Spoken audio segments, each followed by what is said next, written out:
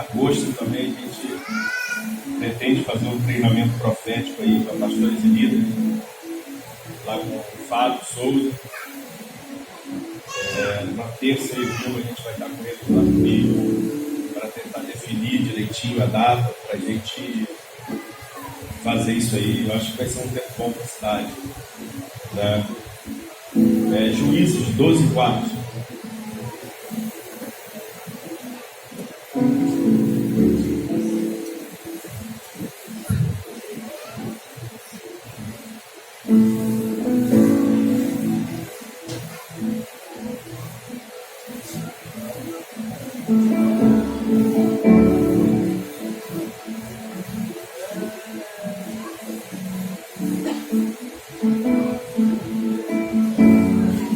Juízes 12:4 diz assim: E ajuntou Jefté a todos os homens de Gileade, e combateu contra Efraim, e os homens de Gileade feriram a Efraim. Obrigado.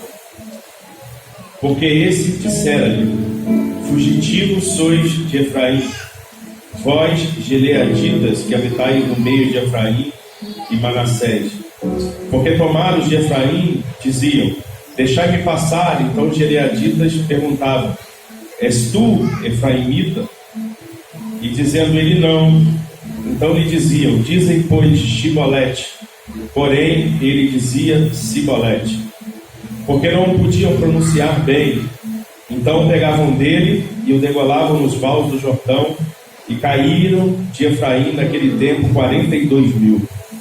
Enfim, Juízes ele está falando de um tempo onde Jefté está em guerra, onde com aqueles que o seguiam. E aí ele conquista um território, mas os inimigos insistiam em entrar no território. E aí eles usam uma tática para que eles conhecessem quem eram aqueles homens que eram homens que seguiam a eles, que seguiam a Jefté, e aqueles homens que eram inimigos disfarçados, para que tentassem entrar e então fazer algo contra a vida dele.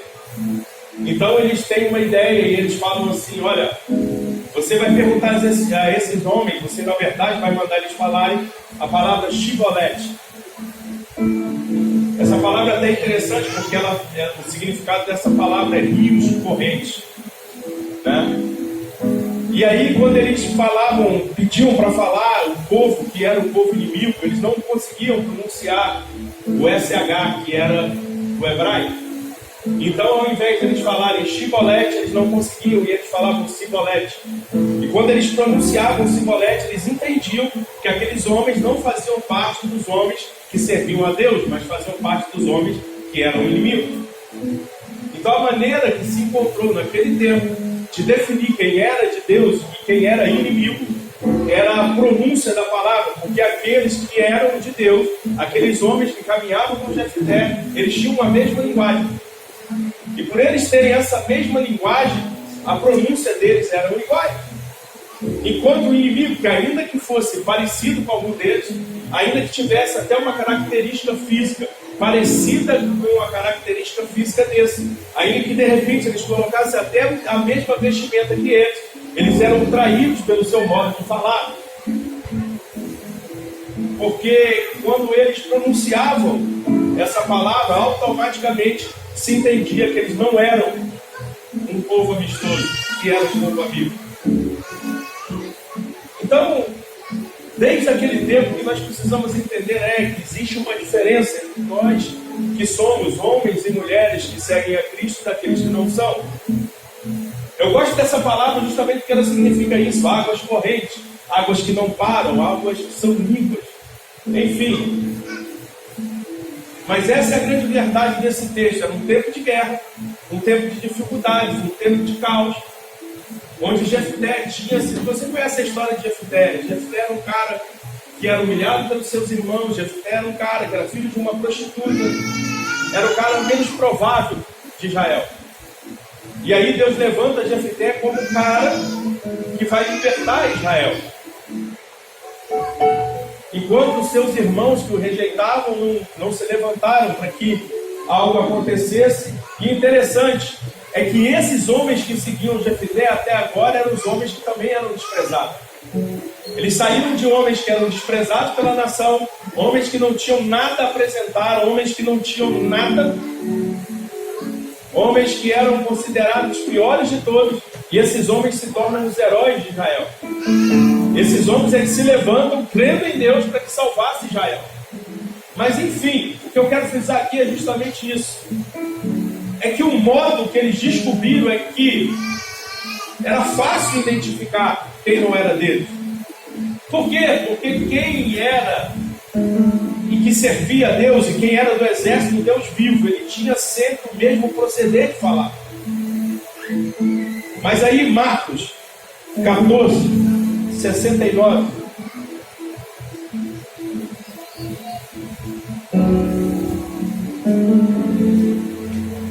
Diz assim, é um texto que fala quando Pedro nega Jesus. E aí ele diz assim, e a criada, vendo outra vez, começou a dizer aos que ali estavam, este é um dos tais.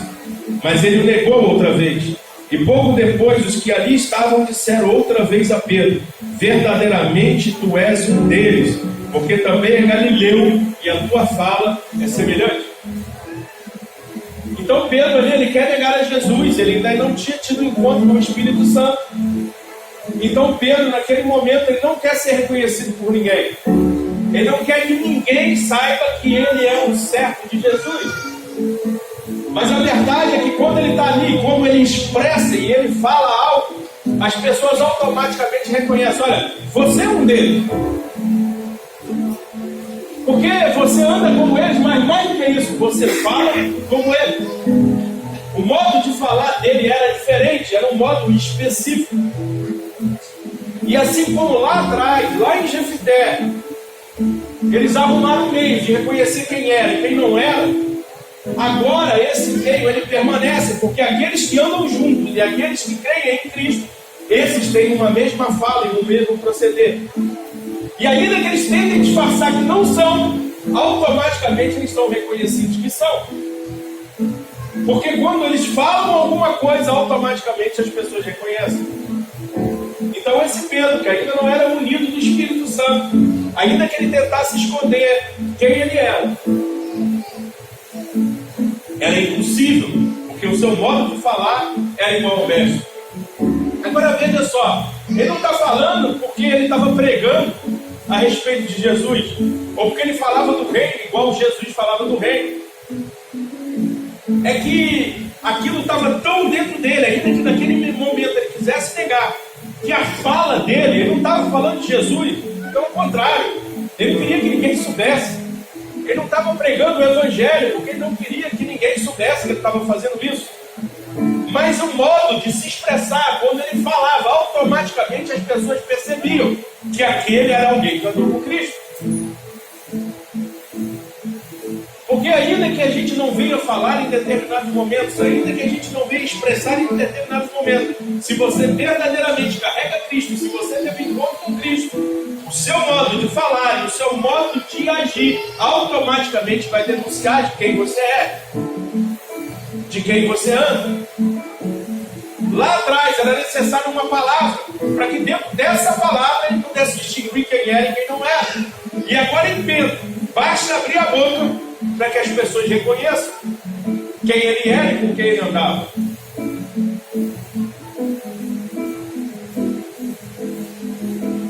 Atos 11, 26.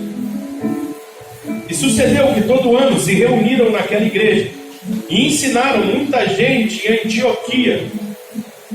Foram os discípulos pela primeira vez chamados de cristãos. E agora aqueles homens se reúnem. E agora aqueles homens começam a falar a respeito do reino. Aqueles homens começam a ensinar em determinado local.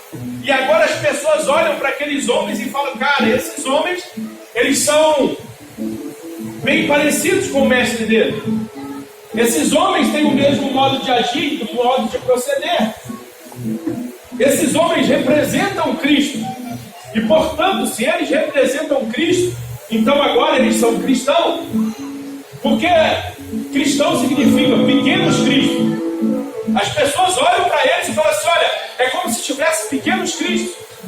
Ou se como tivesse Cristo, aquele Cristo grandioso agora ele tivesse em vários lugares, em várias pessoas, no seu modo de agir, no seu modo de proceder. Agora as pessoas olhavam para aqueles homens e diziam, Cristo está aqui, Cristo está aqui, Cristo está aqui, Cristo está aqui. Aquele Cristo que era um só, agora ele estava em vários homens multiplicados. E agora Cristo estava em vários lugares ao mesmo tempo, porque afinal de contas eles eram tão parecidos, eles eram a perfeita personificação desse Cristo, que as pessoas o reconheciam. E aí entenderam que não tinha outro modo de chamar esses homens, a não ser de homens que eram pequenos Cristos. Ou seja, pequenas personificações de Cristo. O que talvez hoje nós chamamos de Cristo corporativo, o Cristo em cada um de nós. Agora eles olham para esses homens e eles têm o pleno reconhecimento de quem é Cristo. Agora não se trata mais de um texto a respeito de Cristo. Agora não se trata mais de uma história a respeito de Cristo. Agora eles olham para esses homens. Agora não precisa mais simplesmente falar. Eles olham para esses homens, eles identificam esses homens, eles escutam o ensino desses homens e eles entendem que esses homens são a perfeita personificação de Cristo. E aí é desse momento em diante que a palavra cristão é introduzida. E que talvez muita gente use de forma errada, porque se você não for um pequeno Cristo, você não pode ser cristão. Se você não é a perfeita personificação dele, então você não é cristão. Agora esses homens, eles vão para um novo nível. Agora eles são reconhecidos como aqueles homens que, de alguma forma, encarnaram Cristo tão perfeitamente a ponto de serem considerados, entre aspas, como Ele. Porque representavam Ele nessa terra.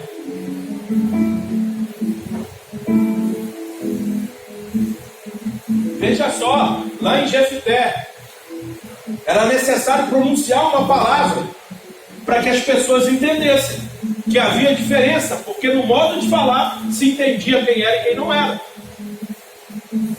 Aí a gente chega na época de Jesus, quando Pedro vai negar Jesus, e automaticamente, quando no simples abrir da sua boca, independente daquilo que ele falasse, independente de uma palavra específica, só no ato de se falar, as pessoas automaticamente entendiam quem eles eram. E agora em Atos, eles são reconhecidos como perfeitas representações de Cristo. As pessoas olham para aqueles homens e entendem quem esses homens são. Entendem que aquilo que eles ensinam, aquilo que eles falam, representa aquilo que Cristo falava.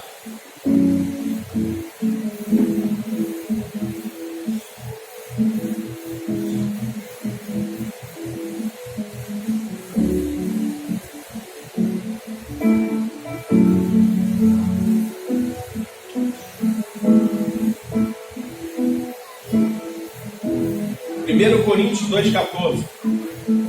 Ora, o homem natural não compreende as coisas do Espírito de Deus, porque lhe parecem loucura e não pode entendê-las, porque elas se discernem espiritualmente.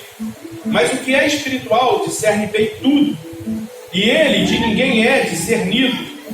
Porque quem conheceu a mente do Senhor para que possa instruí-lo? Mas nós temos a mente de Cristo. Olha que interessante. Ele está dizendo assim, olha, os homens que não são de Cristo, os homens que não são espirituais, eles não podem entender as coisas espirituais, porque para eles são loucuras. Mas aqueles homens que já estão em Cristo e que são espirituais, eles podem discernir bem tudo. E aí ele disse assim, mas quem pode discernir a mente do Senhor para que possa instruí-lo? E aí ele está dizendo assim, cara, vocês acham que vocês podem conhecer a mente do Senhor para que possa instruí-lo?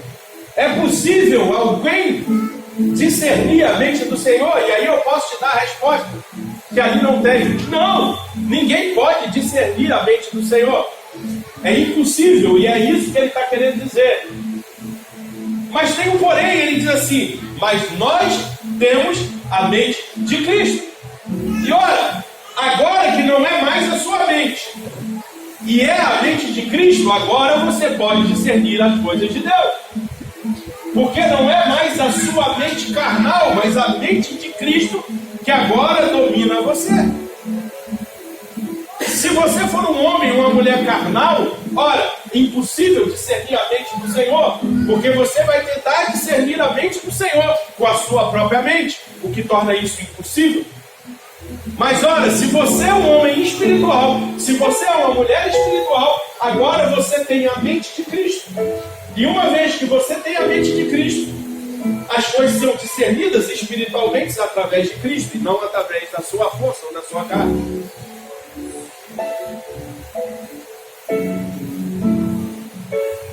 Se você for ler as Escrituras, você vai vendo que há uma transição.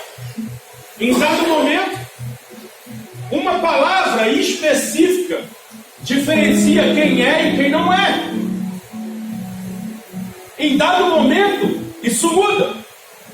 Agora o nível subiu. Basta abrir a boca para que as pessoas compreendam quem é e quem não é. E aí em Atos, as pessoas reconhecem quem são e dizem: cara, vocês são perfeitas representações de Cristo. É aquilo que nós chamamos de cartas vivas. Agora, ainda que você não abra a boca, as pessoas olham para você e conseguem ler Cristo em você. Por isso, pequenos cristos, por isso, pequenas representações de Cristo. Agora, ainda que você esteja calado, ainda que você não fale nada, ainda que você só esteja no ambiente, o ambiente que você tiver, as pessoas vão discernir o Cristo que você carrega. Porque você é cartas vivas, que as pessoas precisam olhar e ler. Por isso, hoje é mais do que falar, é exalar a Cristo. É mais do que simplesmente você pregar para alguém, mas é você ser tão cheio e tão repleto dele, a ponto de, ainda que você não fale nada, as pessoas olhem para você e identifiquem que Cristo está em você. E aí ele nos leva para um nível maior, porque agora, o que é loucura para aqueles lá de fora, o que traz falta de entendimento para eles, para nós é entendimento puro. O que para eles é impossível discernir a mente de Deus, agora é Cristo incute a mente dele em nós. É como se ele fizesse um transplante, onde ele arrancasse a nossa mente e agora ele colocasse a mente dele. E uma vez que agora a sua mente não funciona mais, mas a mente que funciona em você é a mente de Cristo, agora você pode discernir as coisas de Deus, porque Cristo é um só com Deus. E Cristo pode discernir aquilo que passa pela mente de Deus. O que um homem carnal jamais vai poder fazer.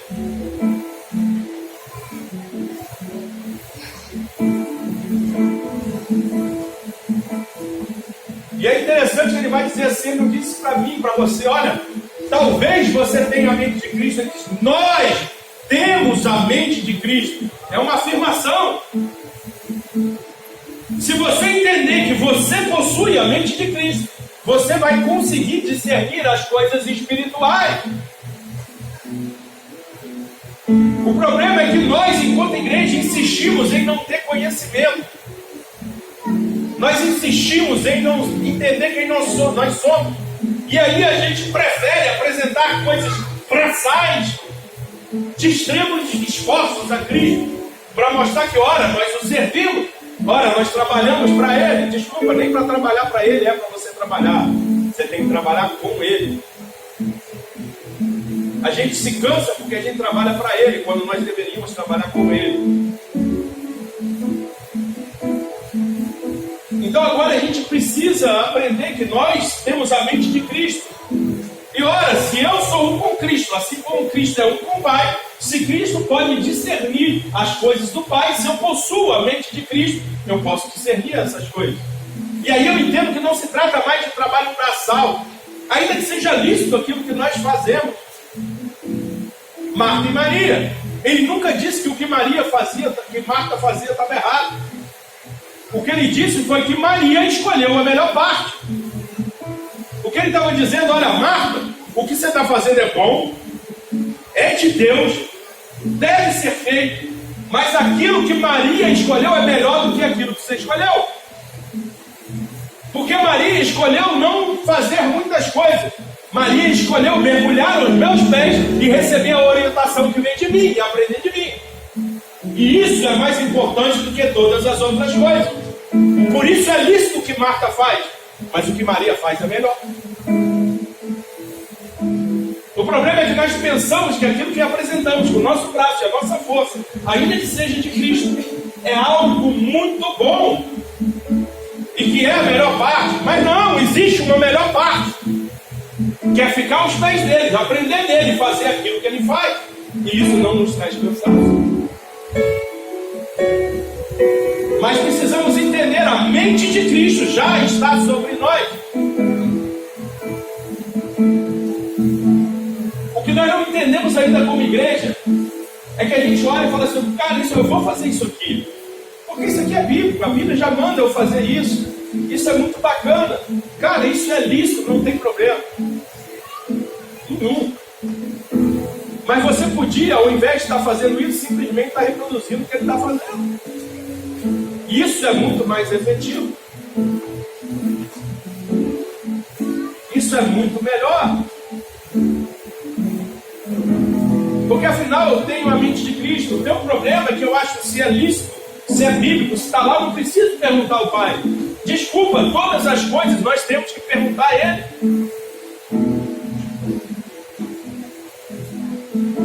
E cara, e se você tem a mente de Cristo, você vai discernir todas essas coisas. Porque é impossível que você tenha a mente de Cristo e você não consiga discernir as coisas.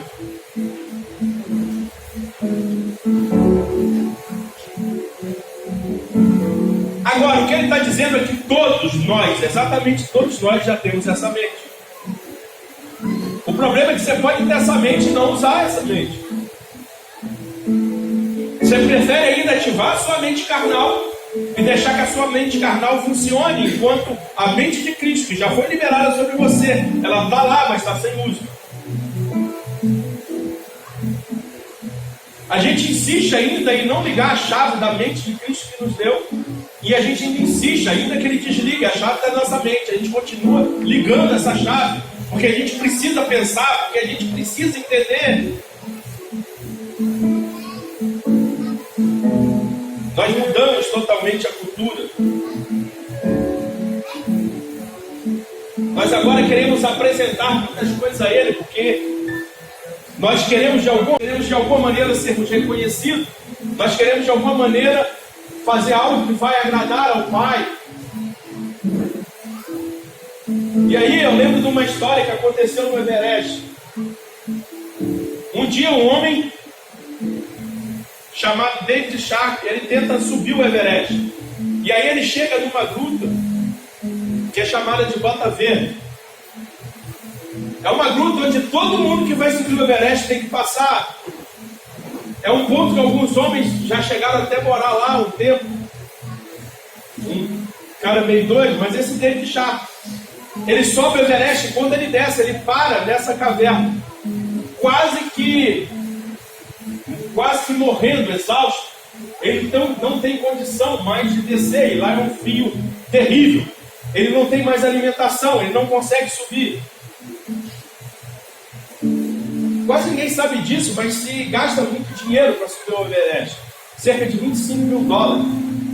Você gasta para que você possa subir, descer, enfim. E aí aquele homem se encontra dentro daquela caverna e ele está quase morto. E aí as pessoas, é uma época em que tem muita gente subindo o Everest. E vários grupos começam a subir o Everest. E quando aqueles homens chegam naquela parte onde é a caverna, eles olham para aquele homem e eles conseguem detectar, falam assim, ué, peraí, eu gastei $25 mil, eu me preparei, isso é o meu sonho é chegar até o topo, é o sonho de toda uma vida, E agora eu me deparo com um homem que está quase morrendo e que provavelmente, se eu parar para ajudá-lo, eu vou abortar o meu sonho, eu vou abortar de chegar no topo. E esse homem vai acabar morrendo do mesmo jeito. E aí, unanimemente, um homem após outro homem, eles passam e deixam que aquele homem morra. Nenhum deles para, porque afinal de contas, parar para ajudar ele significaria não chegar ao topo. E mais, significaria talvez não chegar ao topo para ajudar alguém que ia morrer de qualquer jeito, muito provavelmente. E isso foi um escândalo na época, e as pessoas comentavam sobre isso. E aí entrevistaram um homem chamado Edmund Hillary. Esse homem foi o primeiro homem que subiu ao Everest. E as pessoas começam a questionar e falam assim, olha, o que faltou naquele lugar é porque, cara, o Everest é muito perigoso, já tinha que ter pontos de emergência naquele lugar, já tinha que ter helicópteros à disposição, já tinha que ter isso, já tinha que ter aquilo, porque afinal de contas é muito perigoso. E aí aquele homem diz assim, ele resume dessa maneira, ele fala, as pessoas só querem chegar ao topo. Essa tragédia foi um resultado de uma disfunção cultural e não de dificuldade de comunicação ou de erros estratégicos. O que aquele homem começa a dizer é o seguinte, houve uma disfunção cultural, os princípios mudaram, as pessoas não entenderam que o correto a fazer, ainda que aquele homem morresse, era parar e socorrer aquele homem. Se ele morresse pelo caminho, você teria feito aquilo que era a sua parte de se fazer. E que literalmente chegar ao topo, não necessariamente era chegar ao topo do Everest, mas é você abrir mão do seu sonho, em detrimento de salvar alguém. E aí ele fica muito triste, porque mudou a função, e nós, nos dias de hoje, nós ainda não entendemos, e nós temos mudado a cultura, que seria a cultura do céu, para uma cultura nossa, que vai nos levar ao topo. Onde nós vamos ser reconhecidos, onde as pessoas vão entender quem nós somos. Quando, na verdade, nós precisamos, às vezes, abortar aquilo que é o nosso sonho, em função daquilo que Deus quer para esse tempo. Não se trata de chegar ao topo, se trata de fazer aquilo que Deus quer. Porque você pode chegar ao topo, mas algum dia esse mesmo topo que se você chegou no retorno pode te levar à morte.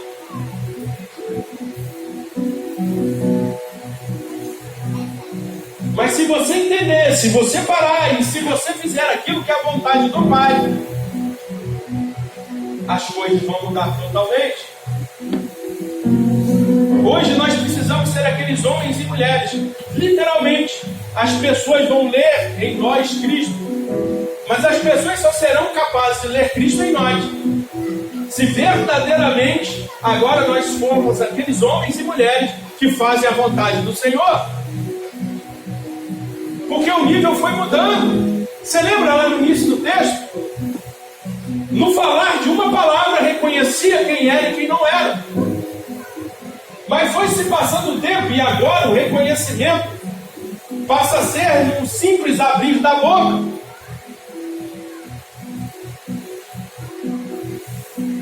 Agora, no meio do ensino, no meio daquilo que liberamos, as pessoas nos reconhecem como cristãos. Homens que representam Cristo nessa terra. Só que nós precisamos transicionar, porque agora as pessoas precisam olhar para nós e ver que nós somos cartas vivas de Cristo, onde ainda que eu não abra minha boca, a pessoa consiga ler literalmente Cristo em mim. Só para que as pessoas possam ler literalmente Cristo em mim, eu preciso abdicar das minhas vontades. Eu preciso abdicar do meu esforço humano. Eu preciso abdicar de apresentar coisas lícitas, bonitas e de muito esforço a Cristo, que Cristo não me pediu. Porque não se trata de apresentar coisas bonitas a Cristo, se trata de apresentar a Ele aquilo que Ele pediu.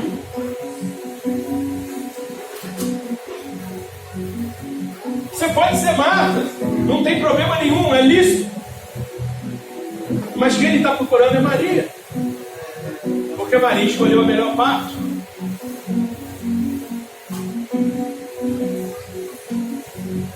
Não tem a ver com a minha capacidade humana.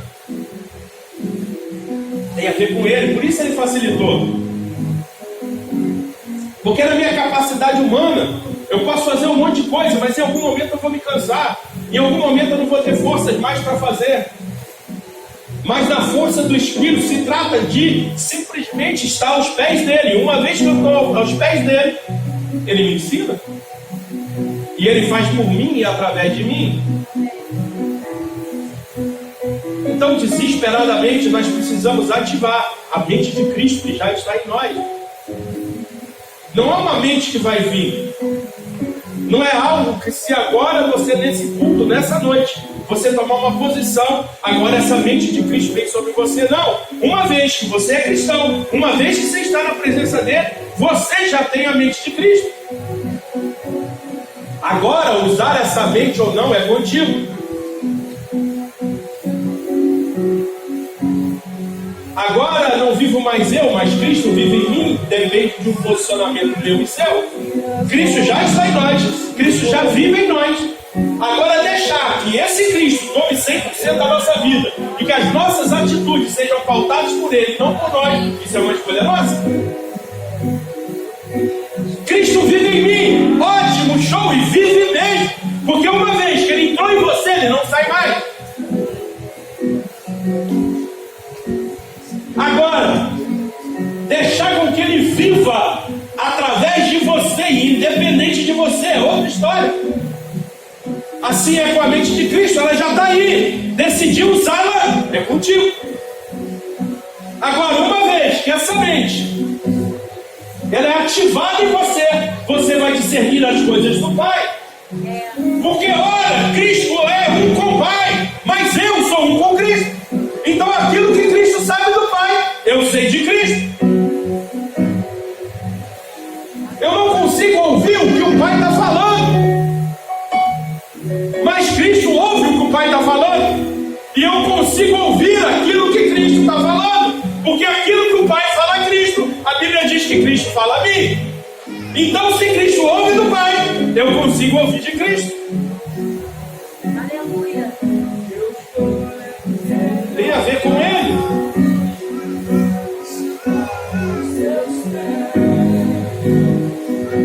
1 Coríntios 16:3 diz: vigiai, estar firmes, portai-vos varonilmente e fortalecei. Então a Bíblia vai falar para você: olha, vigie e seja firme, posicionado. Se porte como homem, se porte varonilmente.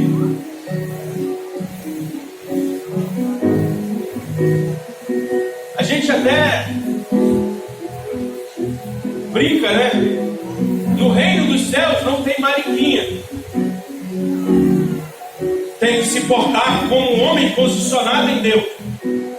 E varonilmente isso serve também para as mulheres. Mulheres posicionadas em Deus, que entendem quem são. E se portam sem medo, sem recuar.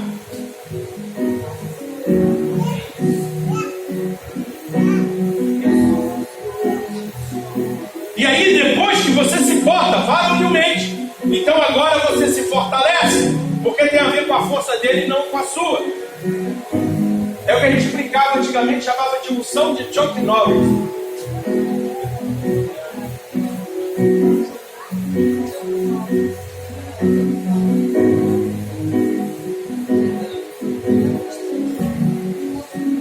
No reino dos céus não tem lugar para fracos. E aí eu não estou falando de ser fraco na sua fraqueza terrena, mas eu estou falando de ser fraco no sentido de não se posicionar espiritualmente, porque ora, aqueles que não se posicionam em Cristo não podem viver aquilo que Cristo preparou.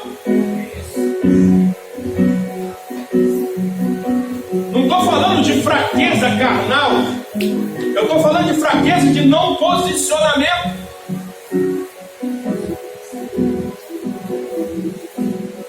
O Evangelho não é moldável. Ou você vive o Evangelho do jeito que ele é, ou você não vive. Porque viver em partes o Evangelho não é viver o Evangelho. Melhor que você não vivesse nada. Porque para Cristo, aqueles que fazem as coisas pela metade são vomitados por ele. É por isso que ele sempre vai dizer, olha, ou você se torna um cara quente, ou então se torna frio de vez. Não vem com história de ser morno não, porque senão eu vou te vomitar. Ou você cumpre as escrituras na sua plenitude, ou não cumpre nada. Porque se você cumprir pela metade, tá ruim. Ou você procura não entender nada das escrituras, e agora você é alguém totalmente inocente, porque você não sabe de nada. Ou você mergulha nas escrituras e seja alguém varonilmente, alguém postado naquilo que a Bíblia diz e cumpre a Bíblia na sua plenitude. Porque se você entender algumas coisas e você não cumprir, desculpa, é pecado? Não serve. Se você praticar algumas partes e outras você não quiser praticar, vai dar ruim.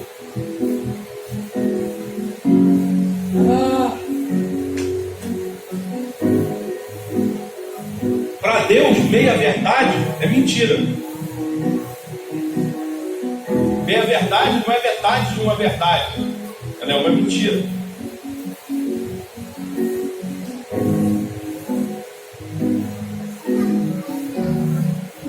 Romanos 12:5. Assim nós, que somos muitos, somos um só corpo em Cristo, mas individualmente somos membros um do outro. Nós somos muitos, como a gente tem dito, membros de um só corpo. E aí nos tornamos um. E nós somos membros um do outro. Então, nesses dias, o que nós precisamos entender é que nós precisamos andar em unidade até que sejamos um. Porque aquilo que Deus vai sempre dizer, Jesus vai sempre dizer, uma só coisa pedir, uma só coisa, uma só coisa. O problema é que a gente quer fazer muitas coisas, mas é uma só coisa. É uma só palavra.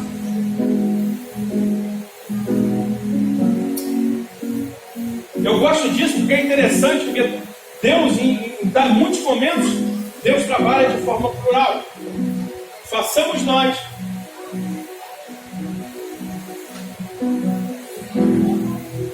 Façamos a nossa imagem e semelhança, é sempre assim. A igreja é uma pluralidade. Só que essa pluralidade, assim como a Trindade, precisa se tornar um só.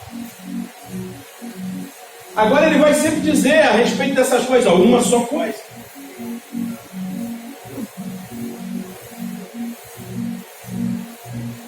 Se você não faz as obras da carne, ótimo, lindo isso. E ele vai te dar uma listagem do que são obras da carne. E aí você pode vencer uma, e depois você pode vencer outra. E agora já tem menos obras da carne, e agora você vence outra, e tem menos obras da carne, e agora você vence outra, e tem menos obras da carne, até que você consiga vencer todas elas. O problema é que quando ele chega no fruto do Espírito, ele diz, o fruto do Espírito é. O que significa que não adianta você não fazer as obras da carne se você não tiver o fruto do Espírito. Só que agora as obras da carne, ela te dá uma listagem de várias coisas. E você pode ir cumprindo cada uma delas. Mas quando ele chega no fruto do Espírito, ele te dá uma listagem, mas ele diz, o fruto é. O que significa que se você cumprir metade dela, não é fruto do Espírito. Que se você cumpriu uma, mas não está cumprindo outra, porque você vai cumprir ainda, não é fruto do Espírito. Ou você cumpre todas, ou não é fruto do Espírito. Então não adianta agora você só não fazer as obras da carne. Você precisa ter o fruto do Espírito. Só que o fruto do Espírito, ele é um conjunto. Se você não fizer todos, não é fruto do Espírito. Mas olha, agora nós somos homens e mulheres que as pessoas sabem que nós somos cristãos. Pequenas representações de Cristo. Olha, agora as pessoas podem olhar para nós e ler e discernir Cristo em nós. A igreja precisa ser aquela que é transformadora de ambiente. Nós precisamos voltar a ser como os apóstolos, onde as pessoas vão olhar para a gente e vão dizer assim: olha, os perturbadores de São Gonçalo chegaram. Por quê? Porque aonde a gente chegar, todas as estruturas serão transformadas. E isso vai causar com que pessoas olhem para a gente e se apaixonem por nós. Mas isso vai causar que pessoas olhem para a gente e tenham pavor da gente. Elas vão ter ódio da gente. Porque afinal de contas você vai estar no meio das trevas. Mas se você estiver lá, a luz que brilha em você faz com que as trevas sejam dissipadas. Porque a treva não é capaz de esconder a luz. Você pode apagar tudo aqui, cara. Se acender a luz, você vai ver a luz. Então, aonde quer que nós chegarmos, nós vamos ser transformadores de ambiente. Porque, afinal de contas, se nós somos cartas vivas, onde as pessoas podem olhar para a gente e ler Cristo. Então, se eu estiver no meio da festa da minha família, onde tem gente bebendo cerveja, onde tem gente fazendo o que não deve, onde tem gente tendo um monte de atitudes, onde tem gente usando drogas, ainda que seja assim, se eu chegar lá, as pessoas automaticamente vão olhar para mim e vão ler Cristo em mim. E uma vez que elas olham e veem Cristo em mim, automaticamente um constrangimento vai vir sobre elas. Algumas vão se arrepender, algumas vão ter que olhar e vão ter que ter um sentimento de santidade, onde eles não vão conseguir fazer o que fazem na nossa frente. E outras vão ficar apavoradas, a ponto de não quererem nem que a gente esteja perto. Outras vão nos perseguir. E desculpa, se não há perseguição sobre a sua vida, você está fazendo alguma coisa errada.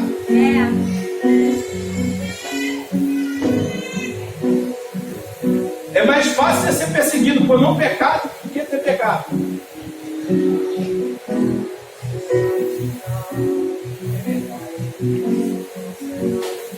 Porque se nós somos de verdade aqueles que carregam a Cristo, é isso que você precisa entender. Quando você entra lá, quem entra é Cristo. Se eu entro no meu trabalho, Cristo está entrando no meu trabalho. Se eu entro numa festa de família, Cristo está entrando naquela festa. E talvez você vai falar para mim assim: mas pastor, a Bíblia diz não sentar na roda dos escarnecedores. E aí eu vou ter que dizer: você não entendeu as Escrituras. Porque se fosse assim, coitado de Cristo. Porque Cristo sentava com prostitutas. Cristo andava com coletores de impostos. Cristo andava com homens que ainda cortavam a orelha dos outros. As mesmas Escrituras vão dizer assim: ó, não sentai com os idólatras, não sentai com os mentirosos, não sentai. Ela vai te dando uma lista. E aí ela diz assim: digo isso não dos que estão no mundo, porque senão você teria que sair do mundo. Mas digo isso daqueles que, professando a mesma fé que você, praticam tais coisas. Quanto a esses, não sentais, não bebais e não deis a paz do Senhor. Sabe o que é não sentar na roda dos escarnecedores? É sentar no meio de pessoas que professam a mesma fé que você, mas praticam essas coisas. O problema é que a gente não quer sentar com a prostituta, a gente não quer sentar com o beberrão. Mas a gente quer sentar com um cara que professa a mesma fé que a minha, mas é idólatra, é mentiroso, é sem vergonha, é cheio de pecado. O que a Bíblia está dizendo é o contrário. Contra aqueles, senta com eles, sim. Por quê? Porque você vai ser a luz no meio dele. Agora, contra aqueles que se dizem seu irmão e não praticam, fazem o que é errado, a esses, não deixe que ele te chame de irmão, não chame de irmão. Não coma com ele, não beba com ele.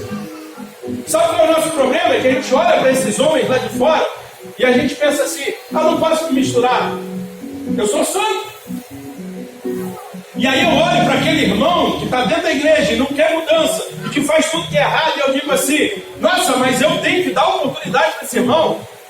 Ele é meu irmão. Não, ele não é seu irmão.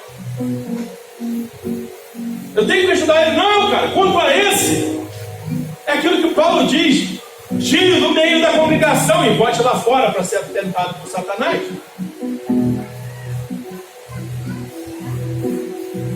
Agora, aqueles lá de fora, se Jesus andava com eles, quem sou eu para não andar? O problema não é que eu ande com eles.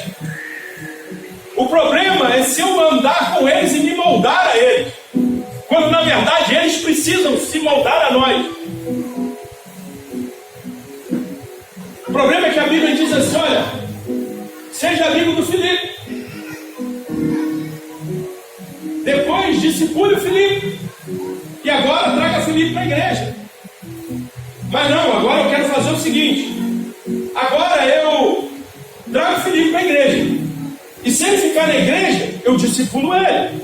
E se por acaso ele foi discipulado, talvez eu um dia vire amigo dele. Só que a regra é clara. Arnaldo. Primeiro você frequenta a casa. E aí um dia, depois que você é amigo, agora você discipula. E uma vez que ele é discipulado, agora que você traz para a igreja. Mas eu quero fazer tudo ao contrário. Parece que a gente não lê a Bíblia. É mais fácil. E agora eu acho que eu tenho que dar com aquele irmão que está em pecado. E aí a gente fala assim: não mexa com o ungido do Senhor.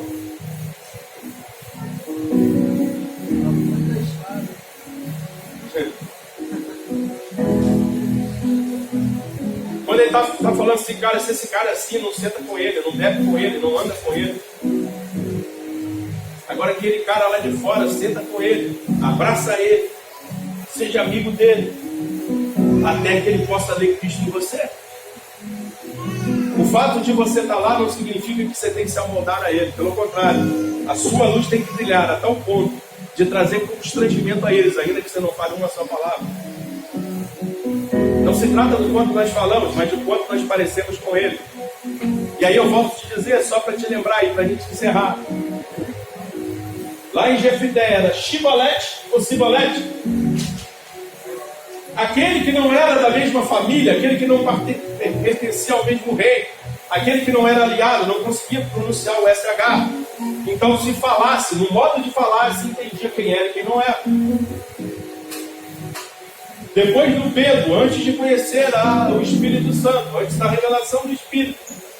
Agora, no modo de falar, no simples abrir da boca, as pessoas reconheciam, porque eles eram muito iguais. Sabe aquele lance de Cristo? Cara, Cristo era famoso, você concorda isso comigo? Ele não era conhecido, ele não pregava. Os caras judeus não perseguiam a Cristo, já não estavam atrás dele. Eu penso que se fosse nessa época tinha até o cartazinho com a foto de Cristo, com tantos mil. Mas aí, quando eles chegam para pegar Cristo, eles não conseguem discernir quem é Cristo. Judas tinha que dar um beijo nele, para que as pessoas soubessem que eu era Cristo e não o Filipe. E não o Leandro. Por quê? Porque era todo mundo igual. Todo mundo igualzinho, cara. E olha que ainda não tinha a revelação do Espírito Santo. Olha que aqueles homens ainda foram capazes de negar Cristo. Ainda não tinha vindo a revelação do Espírito Santo, que eram muito iguais. Era preciso alguém que conhecia e andava no meio e dizia: não, Cristo é esse aqui, ó. Esse aqui não é, esse aqui não é. Porque senão ele olhava assim: não, esse é Cristo.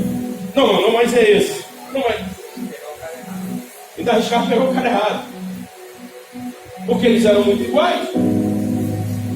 Você imagina depois da revelação do Espírito, que agora as pessoas reconhecem e dizem assim: olha, eles são pequenos cristãos. Você é um Cristo pequeno? Você é um Cristo pequeno? Você é um Cristo pequeno? Você é um Cristo pequeno? Agora é todo mundo igual. Não tem mais distinção. E hoje nós precisamos ser cartas vivas.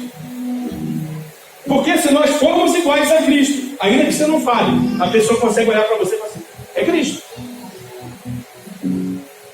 É Cristo. Esses dias eu vi um vídeo que eu gostei muito. Não sei se vocês já viram, um garotinho, e ele fala para a mãe assim: mãe, faz aí um lanche aí, eu quero encontrar com Cristo. E aí a mãe faz um lanche, ele sai na rua e tal, aí ele senta, tem uma moradora de rua, e ele dá o sanduíche para ela, e eles começam a trocar experiência, ela também cuida dele ali, e eles riam o dia inteiro. Aí quando ele chega em casa, ele fala assim: mãe, é a mãe assim que encontrou Cristo? Mãe, encontrei. E ele era uma mulher. Aí depois passa a moradora de rua e ela falando com outra moradora: olha, encontrei com Cristo hoje. E Cristo era uma criança. É exatamente isso. As pessoas precisam olhar para nós e ter o perfeito entendimento ou a perfeita impressão de que o que elas viram foi Cristo. Entende isso? E para isso, muitas vezes, você não vai precisar abrir a sua boca, porque ora, se você exala Cristo, agora aquilo que você exala já é suficiente para fazer com que as pessoas entendam que aquilo que você carrega é Cristo. E às vezes, mesmo sem falar, pessoas vão se render a Cristo. Amém. Outras vão te rejeitar, e glória a Deus por isso. Porque não tem como servir a Cristo e não passar pelas aflições que Cristo passou. Cristo morreu na cruz do Calvário e você não quer ser rejeitado. Você não quer tomar uma pedrada de vez em quando. Faz parte. Alguns de nós vão perder família, vão perder um monte de coisa. Mas se você ganhar ele, se você ganhar o reino, cara, você está numa vantagem danada. Nada é mais importante do que Cristo. Não se trata mais só de falar, as pessoas precisam ver Cristo em nós. As pessoas precisam olhar e aonde quer que a gente esteja, elas precisam ver Cristo. Sabe, as pessoas precisam um dia falar assim: cara, eu vi Cristo. E Cristo era um cara que eu conheci que trabalha lá na CBS.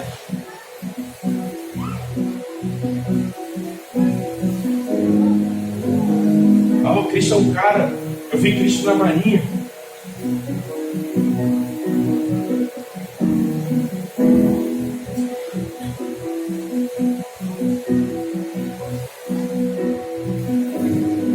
Aí eu vi Cristo e ele estava dando aula de palhaçaria. Cara, se a gente entender isso, nós vamos viver no extraordinário. Não se trata da nossa profissão, não se trata se nós somos isso ou aquilo, se trata do quanto nós entendemos aquilo que nós carregamos. Amém. Amém. E aí você vai ver um pessoal dando aula de palhaçaria e as pessoas serem curadas.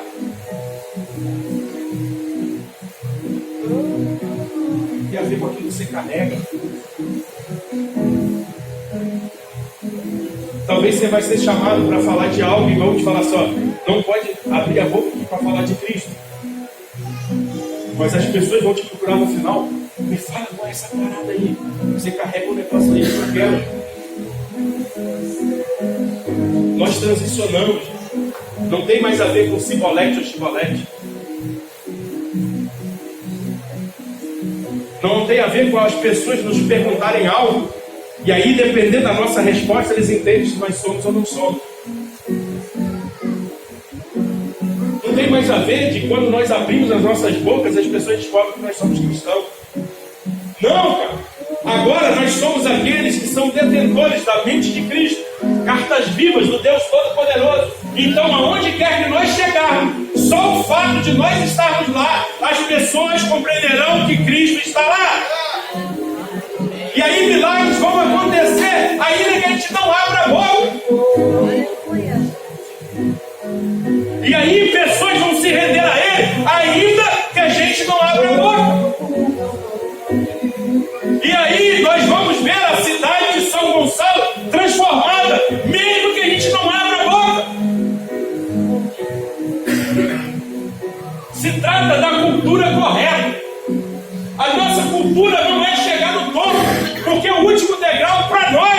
não é a liderança, é ser certo. Lá fora, o último degrau é você ser quem manda. No reino de Deus, o último degrau é ser aquele que serve. Porque Deus não está procurando quem manda, Deus está procurando quem serve. Deus não está procurando aquele que quer ser o maior, Deus está procurando aquele que quer ser o menor.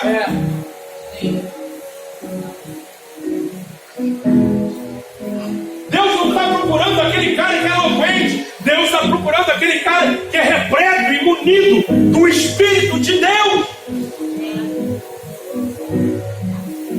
Aquele que vai trazer vida, aquele que nos tirou lá do império das trevas e nos trouxe para o reino da sua maravilhosa luz.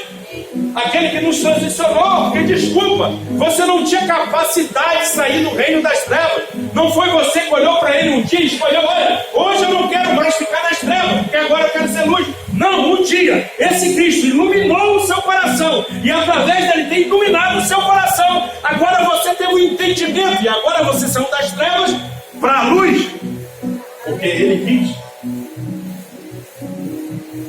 Não tem a ver com você, não vai ter a ver com você e nunca vai ser a ver com você. Tem a ver com ele. No princípio não tinha nada a ver com você. Hoje não tem nada a ver com você. E aí eu vou te dar um spoiler. No final de tudo, não tem a ver com você. Você não era a estrela principal do filme. Não é e não vai ser.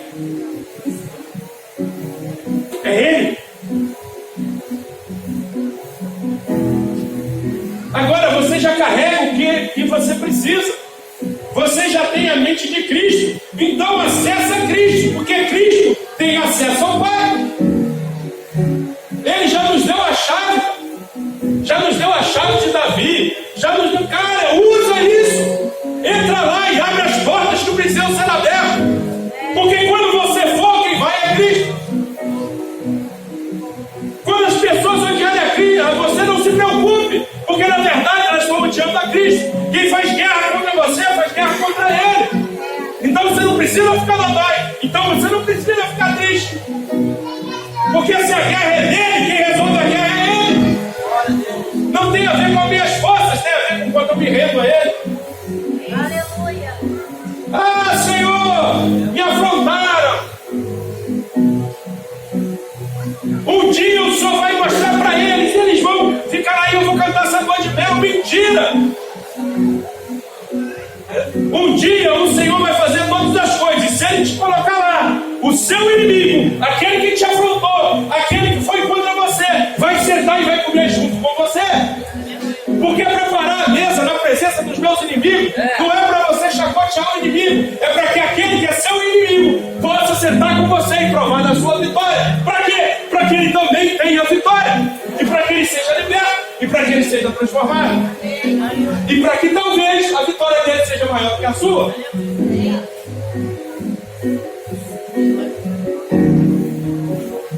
Porque se não houver perdão, não tem crente, não é cristão.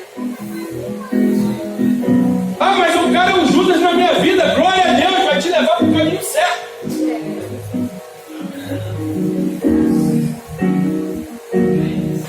Você pensava que quando você estava lá fora, quando você vivia no lamaçal do pecado, você não era Judas? Você acha que ele olhou para você e viu algo bonito, por isso ele te trouxe? Ele trouxe porque ele viu sujeira no seu coração. Ele te trouxe porque ele viu muita coisa ruim. E só ele podia mudar. Deus amou o mundo de tal maneira que deu seu Filho unigênito, para que todo aquele que nele crê não pereça, mas tenha a vida eterna. Nisso conheceremos o amor de Deus, que tendo Cristo dado a vida por nós, agora nós devemos dar a nossa vida pelos irmãos. Cristo deu um passe, você precisa fazer um gol. Qual é o passe? Cristo morreu na cruz do Calvário, te salvou para mim e para você. E agora ele está dizendo: agora que eu morri por você, que não merecia, você precisa morrer por outros que não merecem. Porque Cristo deu a vida dele por nós que não mereciam. E agora a gente insiste em não dar a nossa vida por aqueles que não merecem.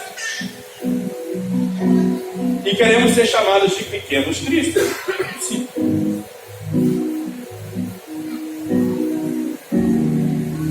Pequenos cristos são aqueles que, independente daquilo que falam, são reconhecidos pelas pessoas por aquilo que carregam.